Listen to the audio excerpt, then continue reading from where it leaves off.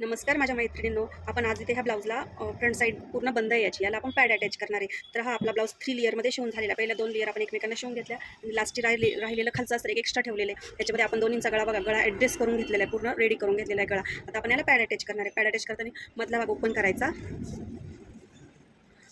आणि गळ्यापासून इथे 1 इंच अंतर मोजून घ्यायचं. जो गळा आहे आपली जी इथे एंड आलेला आहे बघा, इथून बघा, आणि इथं 1 इंच मोजून घ्यायचं आणि इकडनं पण तसंच करायचं. दोन्ही बाजूला गळ्यापासून 1 इंच मोजून घ्या तुम्ही आणि बरोबर हा जो मधला सेंटर आहे तुमच्या ब्लाऊजचा, गळ्याचा मधला सेंटर आहे किंवा समोरचा भाग आहे, ज्या ठिकाणी आई उपट्टी येणार आपला हा इथे बंद भाग आहे, तर या बंद भागापासून इकडनं 1.5 इंच मोजायचं आणि इकडनं 1.5 इंच मोजायचं आणि बरोबर गळ्यापासून 1 इंच ठेवले. दोन्ही बाजू गळ्यापासून 1 इंच ठेवलेला आहे. त्याच्यावरती आपल्याला पॅड अटॅच करायचा. पॅडला पण मध्यभागी मी इथे मार्किंग करून घेतलेली आहे. इथे मी मार्किंग करून घेतलेली. तर हा पॅड आपण इथे असा ठेवायचा.